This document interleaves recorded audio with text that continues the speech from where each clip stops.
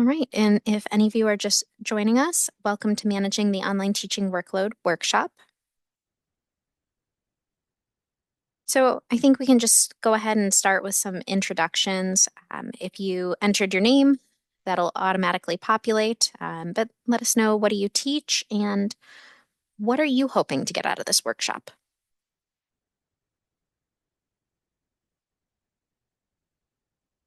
Give you a couple of moments while you're typing away.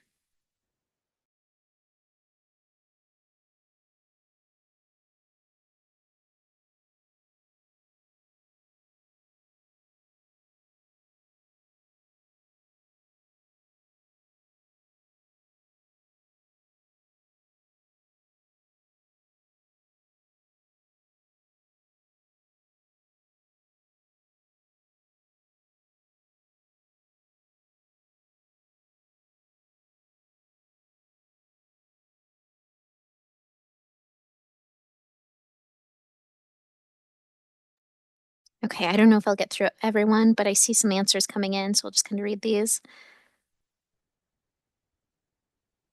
All right, Neil is in sports management, and you're just looking for some general insight and advice. I will endeavor to deliver that.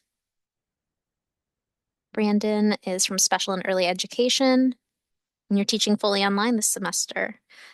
Congratulations. Just learn about some best practices and keeping students engaged. I will see what I can come up with here.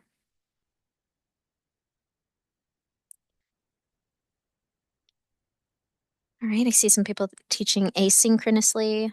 Um, Also touching on that student engagement piece, absolutely.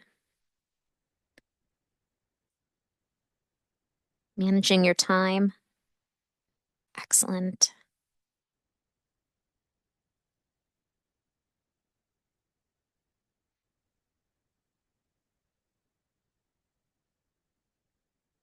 Just looking for some more information and tools and tips. Great. I'm really excited about all of these different responses kind of pouring in.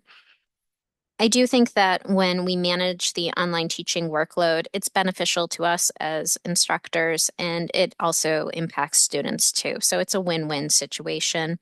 And throughout this entire workshop, I have peppered in here some strategies, but also some tools and technology that you can use to your advantage. So I always try to incorporate both of those pieces at the same time.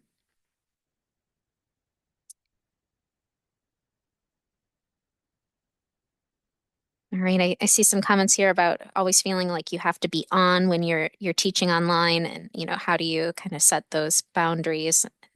I think I have some tips for you, so I'm excited about all this. It's wonderful to have you all here. So I do have some goals for our workshop. I want to discover some practical strategies on how you can save time, manage your students' expectations, and also just increase overall efficiency. So I did promise I would have some of these questions for you that you can just type in the chat throughout this workshop. So this is our first one. There are no right or wrong answers. It's just kind of a great way to get a consensus of how people feel. But in your opinion, what is the most difficult aspect of managing the online teaching workload?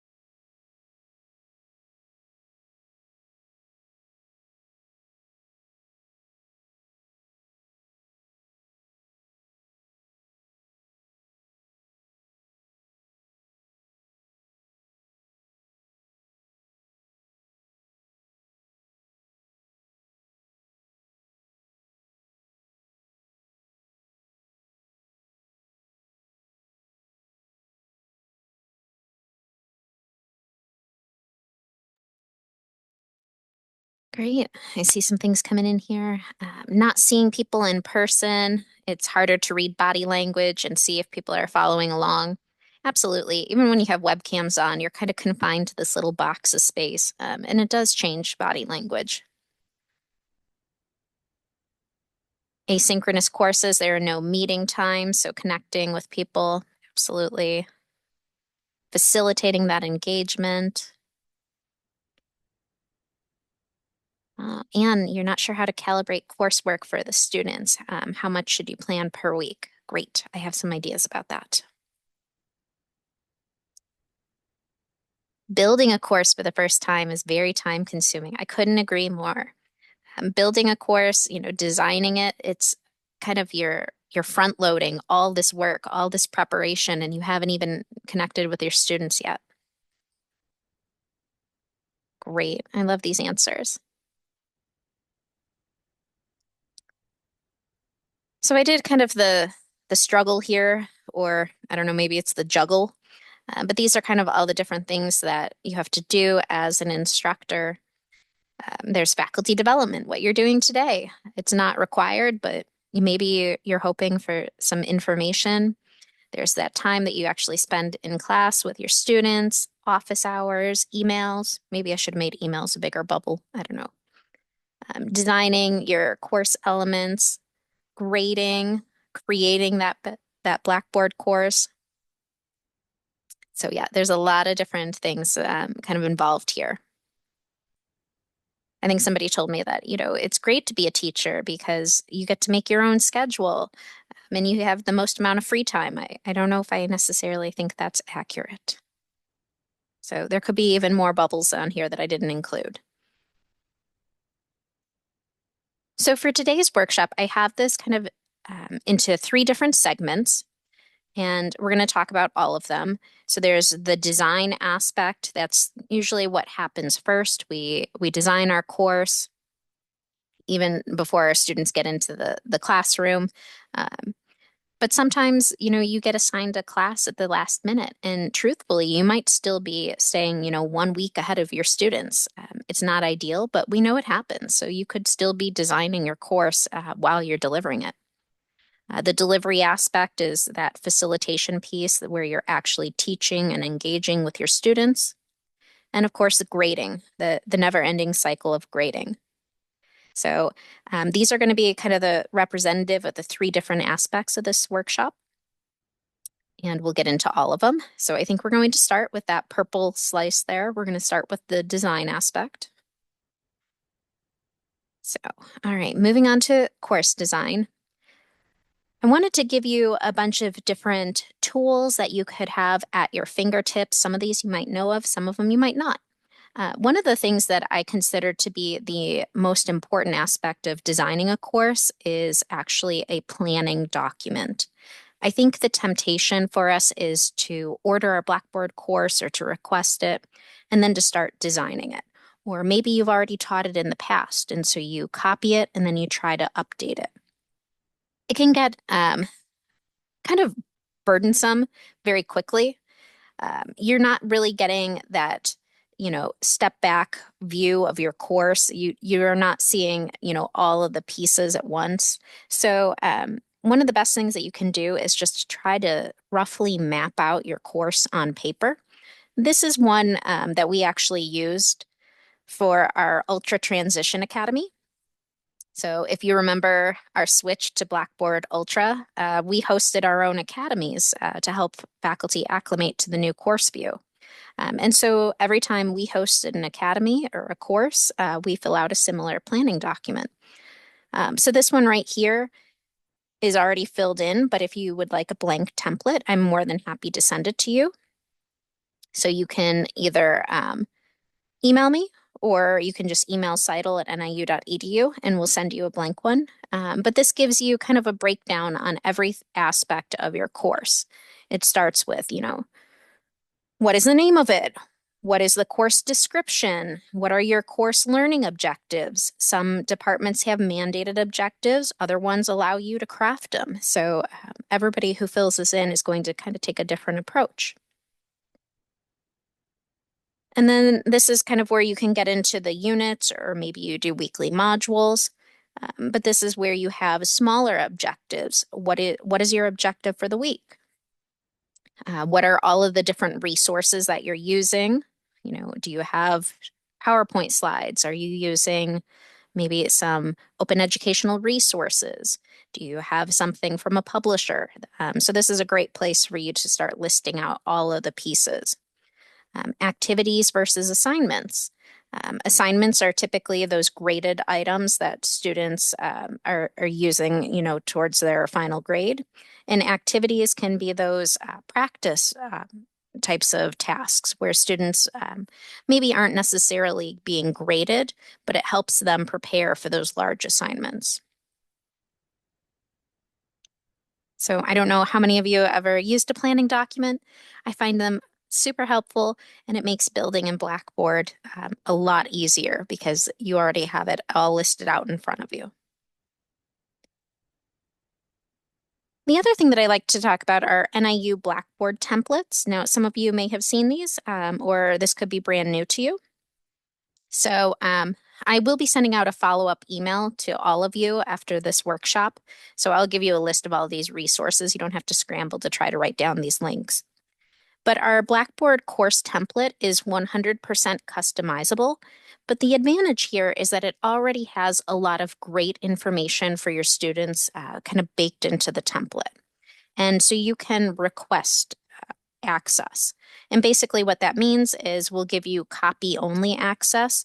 And so every semester and every time you have a new course, you can just automatically copy this into your class and begin building from here.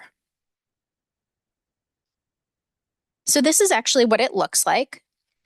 There's a folder that's hidden from students, and it has a whole bunch of resources just for you as an instructor. Maybe you want to learn more about some different pieces of technology. We've got all sorts of resources in that top hidden folder. And then the rest is for your students. We have a Start Here section. We have designated spots or placeholders for you to upload your syllabus or your schedule. And then we also have some things in there that you don't even need to build or craft. They're just there for you already. So for instance, that course information folder has a variety of things in it. And that's what this next screenshot is. So you can see we've got things like an accessibility statement for our DRC. You've got things about technology support and Blackboard help for students. That's a lot of time and energy on your part if you have to track down all of that information. So it's really nice to just have all of that pre-prepared and ready to go for your students. Internet etiquette, how they should be behaving in online space, things like that. So I don't know if any of you have ever used a template like this, but this is available to everybody who teaches at NIU. We also have a site that's just all about new Blackboard features. Blackboard just constantly updates. They're trying to stay current with the teaching trends. And so sometimes it's just nice to have a place to go to that answers all your questions about, assignments or announcements or things like that. So this is another great way just to help you stay current with building your course. And I promise, again, I'll share that link with you.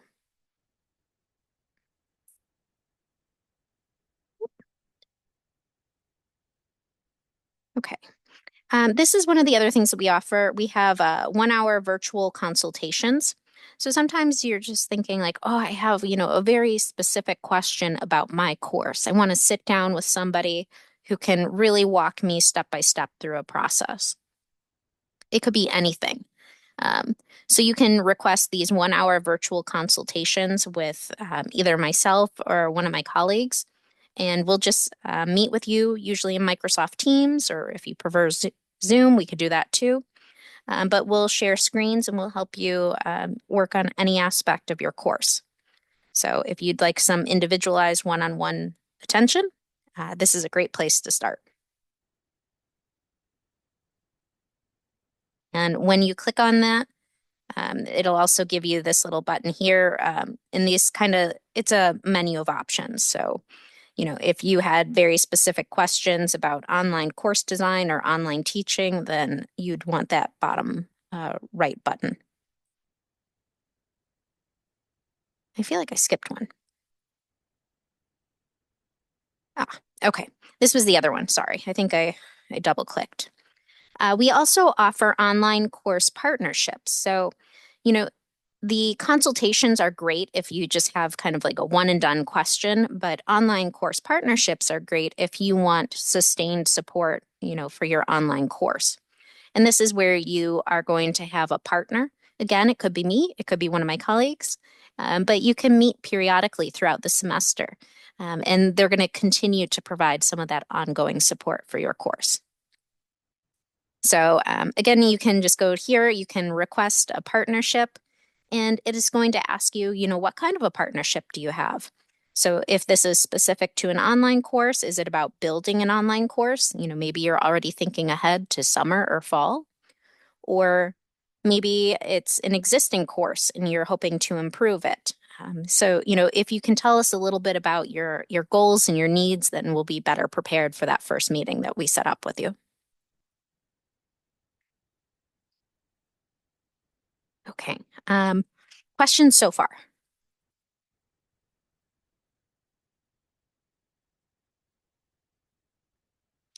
Right. Sounding pretty quiet in the chat. So I think we can move on to that second part of the pie and let's talk about delivery, which is probably what most of you are worried about at this stage. So one of the things that we know about our online courses is that there's this policy. It's also a best practice for regular and substantive interaction. I don't know if any of you have heard of this or not, but it is a federal policy. And so there are three kind of moving parts to it. So the three aspects are that they have to be initiated by the instructor, frequent and consistent, and focused on the course subject. It sounds simple, but there is some misinformation kind of being generated out there. So, for instance, one of the questions that I hear pretty frequently is, well, if I host open virtual office hours for my online course, is that regular and substantive interaction? And the answer to that is no. And it's because it's not initiated by the instructor. Even though they set up the open office hours, it's up to the student to determine if they want to attend. So a quick way to kind of change that is you could have office hours virtually online, but then maybe you use Microsoft Bookings. And that's where you set aside a block of time and you ask students to sign up during that block of time to come and meet with you to discuss their course progress. So that's one way. Frequent and consistent. Now, you're actually probably doing a lot of these things. If any of you are sending out weekly announcements to your students, that's one way to meet frequent and consistent interaction with your students. And of course, it has to be focused on the course subject. So even though icebreakers are great, maybe if you have a synchronous session and you ask students, oh, how was your weekend? It's a great way to get students to settle into the class. That part doesn't actually meet the focused on course subject requirement. So once you ease into talking about, the homework or the readings, then you're kind of on track for meeting regular and substantive interactions. And I'll talk a little bit more about this. It'll come up again. So, all right, my next question for you. So you can type in the chat again. Again, no right or wrong answer. I'm just always curious, what do people prefer? So what is your approach to responding to your student emails? Evenings, weekends, mornings, lunch hours? Whenever you see it?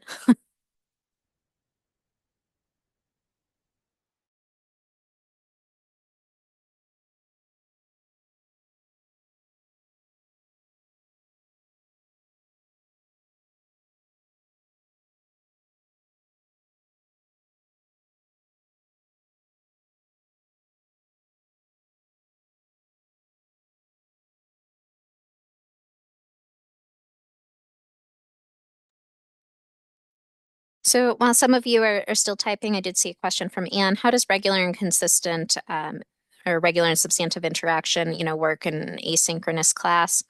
A lot of this can go back to feedback and grading. That's a really great way for somebody, if you were to think of, like a third party who was observing your course, how would they look at interactions? They might look at, what kind of assessments are they doing? Are they getting, verbal feedback from you? Maybe you did a video recording of your feedback. Were there any presentations that were submitted, online, things like that.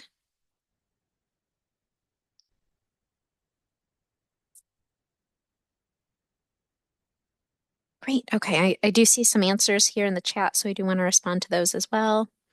So Dipaki says whenever. Um, Usually whenever I try to respect nights and weekends, but don't often do that. Hmm. Days, no weekends. I check email daily and respond within 24 hours. Okay. Within 24 hours, usually between 7 to 4 on weekdays. Okay. So as you can see, everybody has kind of a different approach. So this is kind of a fascinating aspect, right?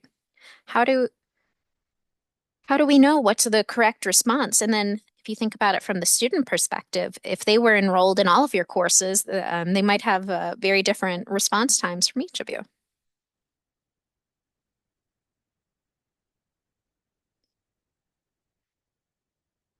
My solution to this is just to talk about time. I don't think there is a right answer. I don't think anybody has the same schedule. Just within our own workshop, everybody has a very different response. So try to talk about time, and it may be helpful even to put this in writing. So you could put this in your course information folder or in your syllabus. Um, but these are some of the things that you're going to want to address with your students early on. So, when and what days are you meeting? For those of you who are asynchronous, remember to point that out. When do you respond? What is your grading turnaround time? That's a big one. What is the outside work expectation? Some questions about that are going to come up here in just a moment. Due dates, module open dates. These are all things that I think are helpful for students. And I would say just tell them what your expectations are and then try to create a consistent pattern so that students know, each week, like, okay, if I have a discussion board, maybe first responses are due by Friday at 11:59 p.m. and my follow-up response to a peer is due 11:59 p.m. on Sundays. If you keep that consistent flow going, students are less likely to inundate your inbox with when is this due, and they're also less likely to miss those established due dates. So again, I don't think there is any right or wrong answer, though, to things like your response time. Some of you said 24 hours. Some of you might say 48 hours. Each one is equally appropriate. I would just say document it.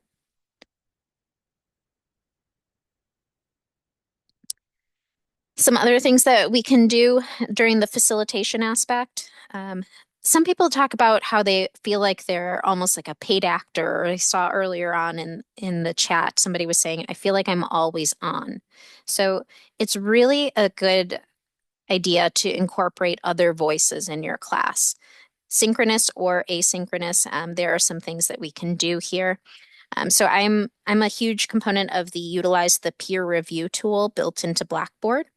And again, if you don't know how to use it, I also have a little bit of information here. But what happens is your students are going to be asked to submit an assignment. And so that's the first due date, right? And then you also have to set up a second due date. That's what you see in the picture on the right. So the first due date is when they turn in their original submission, and the second due date is when they have to complete their peer review by. And it is anonymous from the student perspective. So you as an instructor can see who authored what piece of writing, and who reviewed it. But students don't see that unless maybe they put their names on the paper. And you get to decide as the instructor how many how many reviews each student has to do.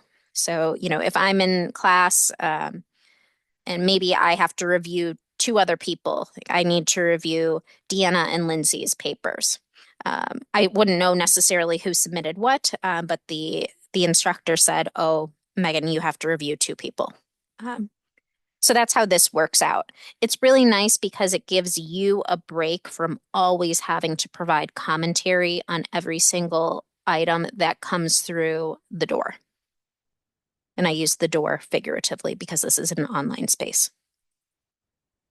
Have any of you ever tried using the peer review tool?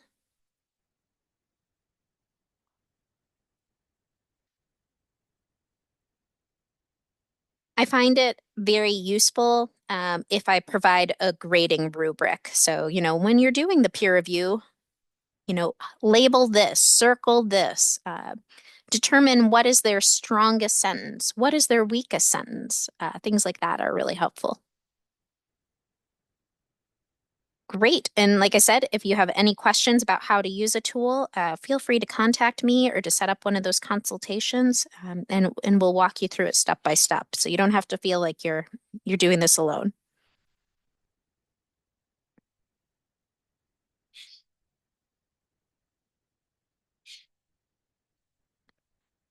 So Deanna wants to know, how would you grade this? Once something is reviewed with the number of reviews selected by the instructor, does that assignment get taken out of what can be reviewed? It's up to you. That's part of why I like to attach a grading rubric. I might say that their original submission is worth 10 points, and then their reply to peers is worth 5 points or something like that. Um, so it's up to you how you handle the point distribution. But that's a great question. Okay, so I have some other tips for lightening that grading, or that facilitation, I should say, burden. I really like to bring in guest speakers. Um, Ask a colleague, if they can come in. What about one of the librarians if you're doing any type of a research project? Uh, if you have some other speakers, maybe you've recorded something from a past class and you want to bring that in. It does really help lift some of this responsibility that you are the only voice speaking every session. I like to incorporate student presentations. I think this works well for asynchronous as well. It puts some ownership on the students, right? And they get to showcase their work, and they're proud of what they've accomplished. So it's really nice to let them do some of the speaking. And this way students can view what other people are doing. I also have exit slips on here. I know these go by a variety of names. It also works in asynchronous, but I like following up with my students frequently. I I don't want to wait until the end of the term to get feedback from my students in the course evaluation. So ask them things, what did you find most interesting from this week's readings? Or what other questions do you have? Ask some open-ended questions. Ask them things like, what could improve this lesson plan? You might be surprised. You could get some really interesting feedback from your students. And if you're wondering, like, oh, well, how do I incorporate surveys, into Blackboard? I believe it's called a form. Yes. So if you create a form in Blackboard, that's another word for surveys. It could be anonymous, or you could have them put their names on it, pros and cons to both situations. But that feels like students have a voice in the course, and it takes away some of the guesswork for you as an instructor on what they need help with. I like to assign follow-up asynchronous activities. So, you know, I might tell students like, oh, you have to do some reading.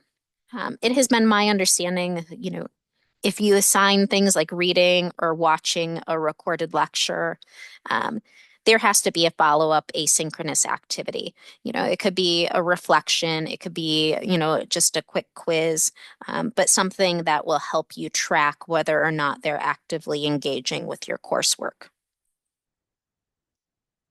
And then I like to pepper in discussion board replies.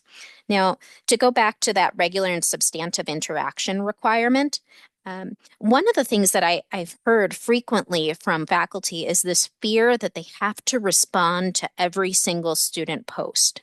That is not true. And that would actually take away, I think, from the discussion board experience. You want the main focus to be on student voices and their interaction. Yes, you want to be present, but you don't want to dominate the discussion board. And one of the things that I like to do as an instructor is if I have a discussion board question, I might break my students up into, say, 5 different groups. Now, even if they all get the same question, each of the groups is going to be a little bit different. And I might reply once or twice to each group. And in that way, students feel like they get some of that individualized attention, but your response time and your workflow has been greatly reduced. I would much rather reply to a couple of groups as opposed to every single student.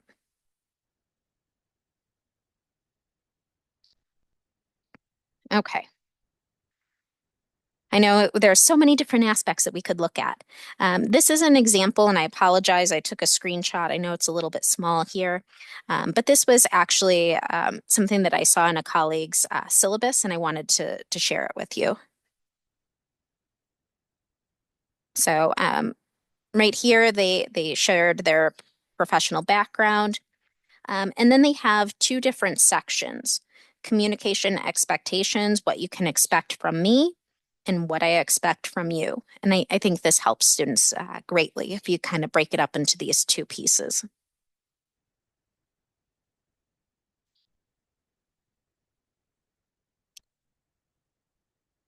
Yes, I see a question here. I'm just reading this in the chat. Is there a way to split up discussion boards into groups and assign students to those groups? Absolutely. You can do it either way, and I'm happy to meet with you after this workshop if you wanted to look at how to do that.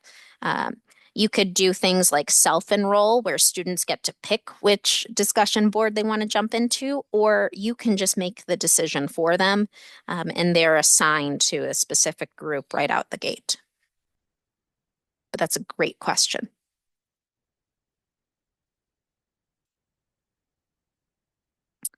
Okay, this is another thing that I utilize all the time.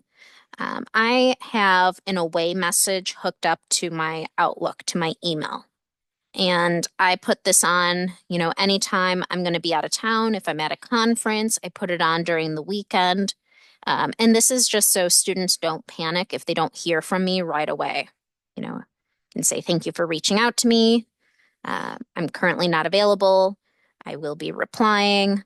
Um, and then you say, like, you're welcome to email me anytime, but this is when I'm going to get back to you.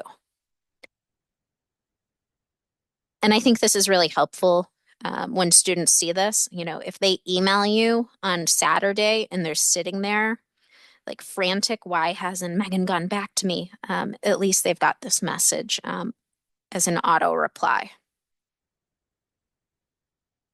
So it's okay if you don't want to answer your email morning, noon, and night. You're allowed to have some of your own personal space as well.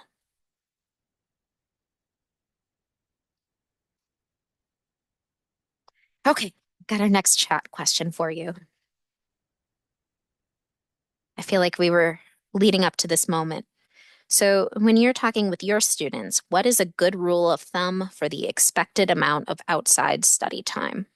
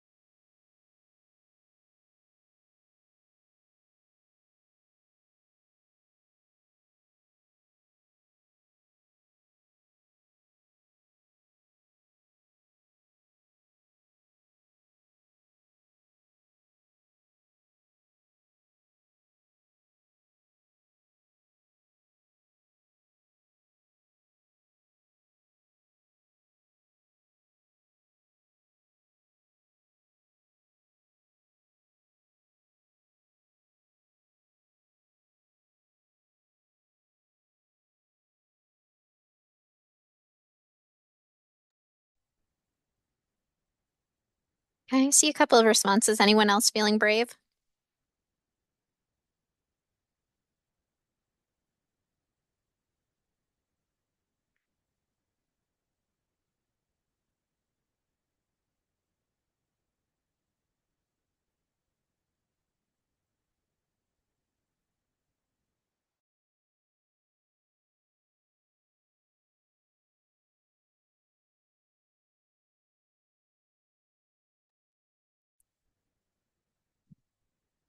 Okay, so I see some things here. Like Brandon said, 2 to 3 hours for each hour of class time.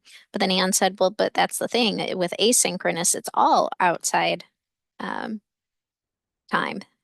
So I always heard, and again, we were just talking about generalities, rule of thumbs for undergraduates.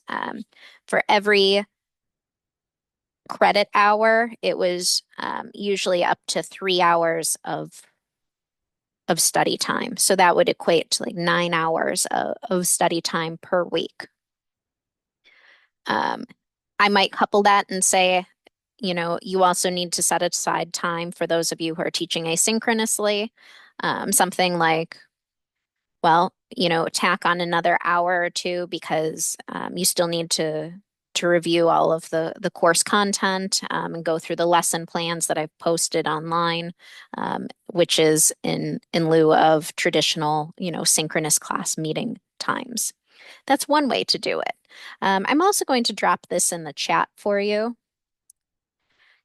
We have, another way that you can look at course workload estimations. And this is instead of just taking generalities, you look at the specifics of your course. So this is a course workload calculator. And they're going to ask you things about like, well, how much reading is involved versus this type of exercise versus that. And it might give you a more accurate representation of how much course time students need to allot per week. So a lot of different ways to do it. One of the nice things about it, though, is if you kind of factor something like this into your course, then you can kind of give students a heads up about, like, is this going to be a really intense week? Or, sometimes, not all weeks are or a sprint, like some of them, they're a little bit more relaxed. And so then they could be like, oh, okay, good. Like this week, I'm going to have a little bit more downtime. So maybe I can go focus on that other course. So it is nice sometimes if you post these, like estimations. And yes, tell them it's just an estimate. No two students are alike, but it does give them kind of a feeling of preparedness. Okay. So we've made it to the third piece here. We've got about 20 minutes left, so I think we're doing good on time. Now let's talk about grading. This is one of my favorites. I don't know why. Um, I like to stagger my grading flow. There's different ways to do this. One of the things that I like to do is I like to take a monthly view of my course. And this is something you can do in Blackboard. There's a calendar tab, I think, right at the top of your course. And so you can take a look at your course and really see, okay, do I have any bottlenecks? Did I accidentally stack three really hefty assignments on top of each other? And so when you look at it, from that perspective, as opposed to looking at the week or the day, you can kind of make some decisions about how you want to stagger that grading flow. I like to do this for my own peace of mind because I can't grade, three essays in a row. I would just be exhausted. And if I'm that exhausted grading all these essays, then I know that my students are equally exhausted and they're not submitting their best work either. So I try to do, something heavier followed by something that's a little bit lighter, something heavier that's followed by something that's a little bit lighter. And I like to kind of pace my students and pace myself.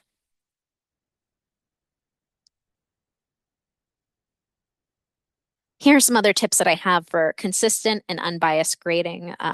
One of the things that I like is, when you get into Blackboard and you open up an assignment, you'll see a little gear icon in the top right-hand corner. If you've never gone through all the settings, I would recommend it just so you can see all the different things that you can do as an instructor. One of the things that I like to do is I hide student names. I don't know whose paper I'm looking at, right? Um, so it just makes me feel like I'm giving everybody the same attention and the same, kind of neutral outlook from the very beginning.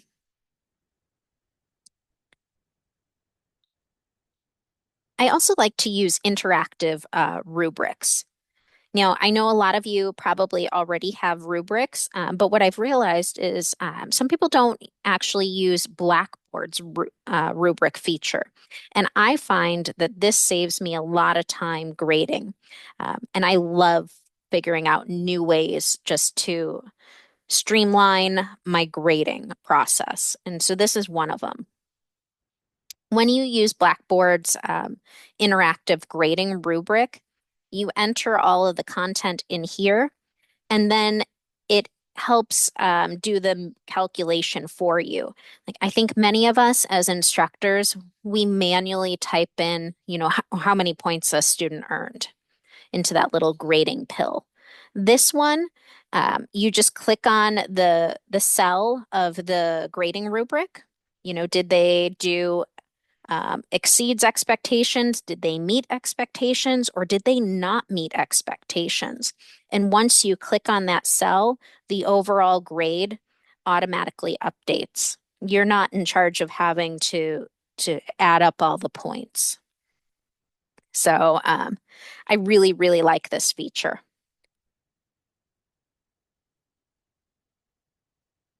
I also like to focus on minimal marking. So this this again, I think it's because of my background in English is a big thing with me. I try to avoid auto correcting. You know, I might notice that somebody consistently has run-on sentences, but it would be better if I told them, I've noticed you have a tendency towards run-on sentences. Can you find the other four in this page? It's a time saver. And the other idea of minimal marking is that you're only going to comment on areas where students can either revise or they can practice making that improvement in the future. I think nothing was more frustrating for me as a student if I had learned from my mistake or I knew that I could demonstrate my growth, but I had nowhere to showcase it. So I tend to only comment on areas where students are going to have a second chance. And of course, it does draw students into the revision process. You're not their editor. So, again, all of your comments are designed to make them go back into the assignment and to engage with it a second time. Now, for things like exams, then I might use some of the automated feedback options that are embedded within Blackboard. This helps me a lot. So, if they get an answer correct, you can have that correct answer feedback. And versus, if they get something wrong, you can give them a hint or a little bit of a nudge towards the right answer. I sincerely hope that your tests are more rigorous than the one that I have on the screen for you here, but you do get the idea. So the nice part of having automated feedback is you don't have to type comments for every single exam for every single student. There's a time and a place where I think they want that personalized feedback, but it doesn't have to be for every assignment.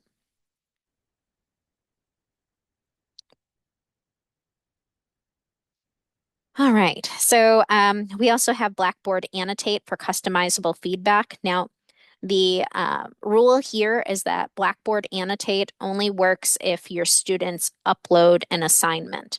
So, like if they were just typing in the submission bar, some of these features would not be available for you as an instructor. So you have to advise them, like, oh, I want you to type your response, but you need to upload it as a Microsoft Word document.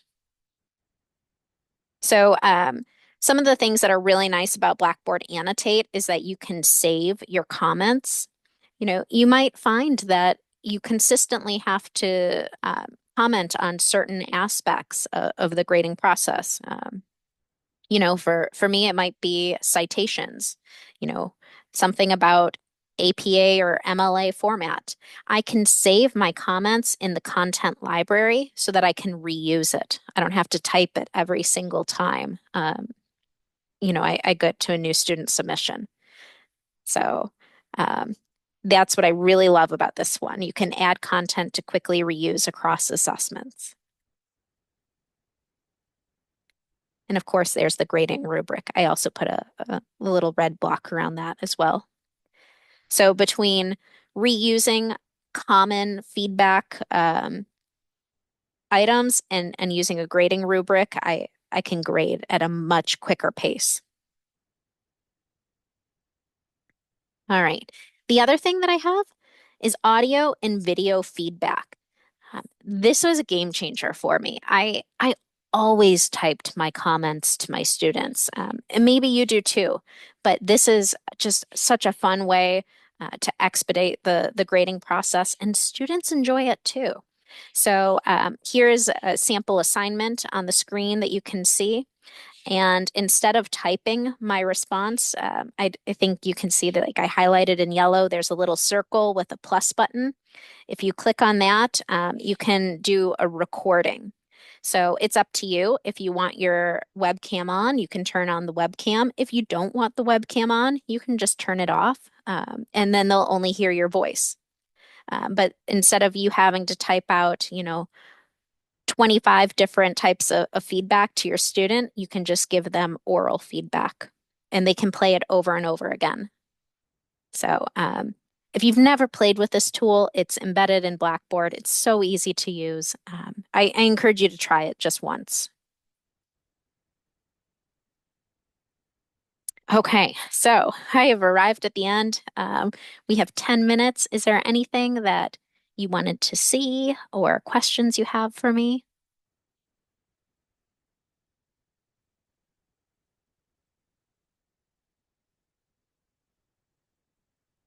No? Okay, well, you know what? I'm going to turn off the recording.